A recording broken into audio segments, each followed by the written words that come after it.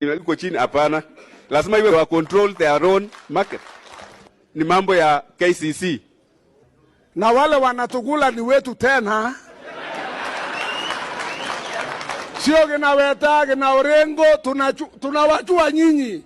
Murkomen Jerarge nilisoma na baba yako 1954.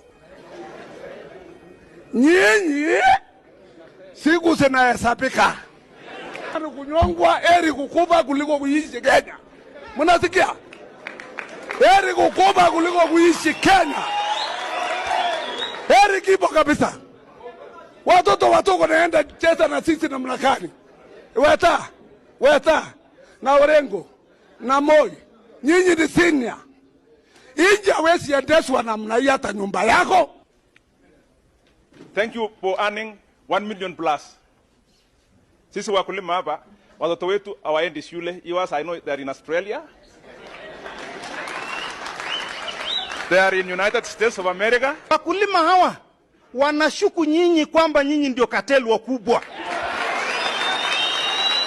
Huo ndio ukweli wa mambo.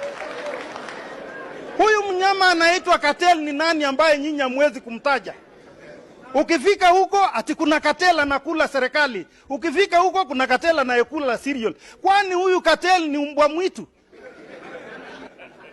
Tunaimba hapa Kiswahili kizuri, Kiingereza kizuri, lakini hakuna inakuishia sanduku ya Senate.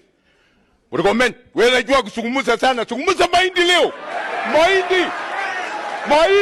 Mahindi ilitoka kwa Mexico, ilikuwa ya nani?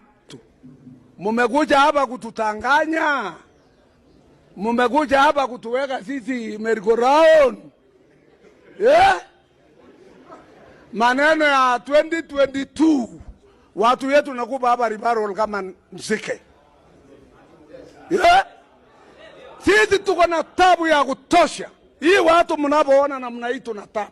Mahindi ndani ya sito, mahindi ndani ya cereal, mahindi sasa tayari kwa shamba, na mnakuja tu kutuchekelea haki ya Mungu.